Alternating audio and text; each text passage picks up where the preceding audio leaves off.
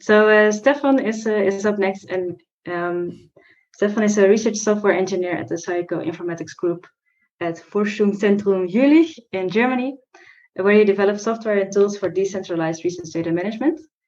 And he's also a postdoc at the Sync Lab, where he helps with all kinds of open science, open data related issues. Stefan has been implementing almost all types of open science practices in his career. For example, he has ample experience in data sharing. He has collaborated on various community projects. He's created open source tools, and he's created interactive data visualizations for many of his papers. And he will now tell you about some tools for transparent, reproducible, and collaborative neuroscience research. So, Stefan, the floor is yours. Thanks, Doreen. Okay, so that's me. And where is the chat? I can post a link to the slides there that you can follow if you want. And now I will present. Can everyone hear and see me? Okay, thanks. Yes. Okay, thank you for the introduction. There's some more information if you want. So, overview of today's talk. It will be a high-level run-through because I can spend a lot of time on these things for hours and hours. But I provide lots of links to the different tools and software if you want to look into it further. I will focus on the tools themselves. I will not focus on like the prerequisites leading up to that. For example, there's a lot of stuff you have to take care about in terms of privacy when you consider sharing your data. But I will not talk about that. I will just show you what you can use or how to share your data. And the scenario is you publish a paper as we do in research and science, and you've got some interesting results. At least for you, it's interesting, and for one other person who emails you. And the person says, I'd like to reproduce your results. And for some or many of us, the initial reaction might be this kind of SpongeBob stressing scenario, which even for me at this point is still sometimes like that. So the idea is, which tools can we use to not feel like that, and how can we just feel like eating an apple in a hammock? So I want to present that those possibilities in a very bad Likert scale, where we look at, firstly, we say the data and the code is available on request, which we often do, and oftentimes it's not available on request because you don't have the right email address to request it from, or something like that. But let's start with a step after that, which is sharing data, and then after that, sharing data and your code, which is great. But perhaps people cannot actually reproduce your stuff because they don't have the right type of software on their system. So then ideally we move to a next level, which is sharing a computationally reproducible environment. And then a level above that, not just the computationally reproducible environment, but also just sharing an environment where people can interact with all of your data and your code and your results in a nice, like user-friendly, interactive way. And then even more stuff that I'll get to. So sharing data sharing tools, there's been a lot mentioned about the bit standard, and I think that's a good first step before you share data. So a good step is to structure your data, add metadata, explain it very well, such that even if it's findable and accessible somewhere, people should be able to reuse it or interoperate with it with other tools. And if they can't do that, then there's not a lot of sense in sharing it in the first place. So the bit structure is great for that. But then when you have that structured data, there's a lot of options, as Doreen also mentioned, for sharing your data. Some of it is international, some of it is based in different countries, others are local to the Netherlands. And especially Dataverse, Dance Easy, 4TU, if you're part of one of the 4 technical universities that make up this 4TU group. Then there's this Yoda infrastructure at Utrecht, and there's Donder's repository. So there's a lot of different options with different levels of access or restrictions or capabilities, and you have to dive into those. Like some only allow you to share 10 gigabytes of data, or 1 gigabyte, or 1 terabyte if you ask friendly or something.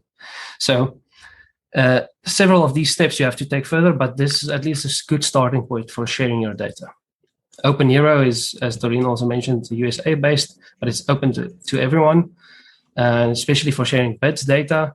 And you can see there's possibilities then for if you want to download it, you can explain what the content of the dataset is, what the size and the files are, and there you can see a nice data file tree. So it also allows people to explore your data without having to download it in the first place. Nero Vault is a nice one in neuroscience, because if you don't want to or you can't share raw data, you might be able to share statistical maps, and Nero Vault is great for that. And I believe the next talk will also focus a lot on what can be done in that regard. Now we move over to the next step of your brain growing in size, and that is code sharing. So yes, someone wants to reproduce my results. I have been able to share the data with them, but they don't know what to do with the data yet. So I need to share my script that I use to generate the results from with them. And the first step to get to that, I think, even before you look at sharing your code, is just using a framework to add version control to your code, and that is Git. And then GitHub is a platform online that some of you might be familiar with, on which people can then interact with that code that you have structured with Git. But also, you can just add some content to GitHub that people can access at the URL. So then it is shared somewhere. And there's a few other tools that I'll shed some light on. The first thing is with version control. We all do script development to get some results, and it evolves over time. And at some point, you're like, oh, is this the final version, or was the previous one? Or what did I actually do to change between version 5 and 6? And now I'm like, okay, which one should I really share with the person? I don't know. A way to structure that and manage the versions of these different sets of scripts is with Git, which is a version control system. And it basically allows you to save different versions or branch off from one direction of the script to a different direction, and keep track of all of these things and who made the changes, such that you can go back and revert to the previous changes or go to a version from a different collaborator or something. And once you get that sorted, it's a good place to then step forward and say, okay, this version is the one that I want to share. And Git helps you with that, and GitHub allows you to push all of those different versions and the one that you want to share online, so that you can tell people, there's a link, go access that. With this code, you can reproduce my result. And so these are a set of things that Git and GitHub allows. So Git is for keeping track of your code and the update history and changing the versions and without losing previous versions. And then GitHub allows people to download it, but also to contribute to your code and add their own versions. So it allows collaboration quite a lot. And GitHub has a lot of nice features for improving collaboration. It looks a bit like this, where you have different repositories. So each repository is like a code base, different repositories here. And what's a nice thing about some added tool like Zenodo is that you can basically take a snapshot of a version of the code, and you can put a digital object identifier on it. And then you can tell people, this one you should use for that analysis. And maybe if I do updates for the second step analysis, you can use another version with another DOI. And these things are also citable. So it improves citations, which is apparently a great thing. So Jupyter Notebooks also, with regards to code sharing, is a nice way to narrate your analysis, essentially. So it basically intertwines code with a narration of what you're doing with that code and the visualization or result that results from that code in one computational notebook. And that is perhaps even easier than for people to interoperate with or to reuse, because they understand it better than just a single flat script. And I think I have a Jupyter Notebook open here that I can show you, and this is what it looks like. So you just scroll through this kind of thing, and there's some stuff that we wrote. You can click on different sections and some images of brains, and there's some code that I can execute. I can run the code cell, and it will give some outputs. So it's nice and interactive as well, compared to just a flat MATLAB file or Python file or whatever file you have. Sorry. So next step is we've sent our code with GitHub to the person. We've sent our data with OpenNero to the person. And they're saying, okay, that's great, thank you. I've tried stuff, but it doesn't want to work. And I don't know why. And likely some reasons are that maybe you use a Mac and they use a Windows machine, or you have Python version 3.5 and they have Python version 2.7, or some other stuff that could go wrong. That I mean, I named 2 out of a list of like thousands of things. But the ideal would be that they would not have to kind of suffer through that process of figuring out how to make this thing work. So the cool thing then is reproducible environments. So you kind of ship this entire environment that already with the packages and everything is set up. They can just click some buttons and maybe run some things to then get the same results. There's different ways of doing that with containers, but those things can run on your machine. And then there's also stuff that can run in the cloud. And there are different examples like that. Sorry about that noise. This is an overview of what you can get with these things. So for example, if you want to reproduce the software and the versions only, you can use Conda and Binder. If you want to reproduce the entire system, so the Windows machine itself, but you want to reproduce it virtually, you can use virtual machines or containers. And then it also differs based on the interaction style. But there's a really cool link there to a really great workshop of containers and specifically Docker and Singularity. And how you can set those up to reproduce your results, essentially. There's some other nice examples here of reproducible environments. The cool thing I want to show you is Binder quickly. And this is, for example, a GitHub repository with code that we've shared. And for that GitHub repository, we've put up the Binder button. And this essentially launches a thing in your browser that is a computational environment somewhere running in the cloud. And I can open up this same Jupyter Notebook from this environment, and you can do that as well right now if you want.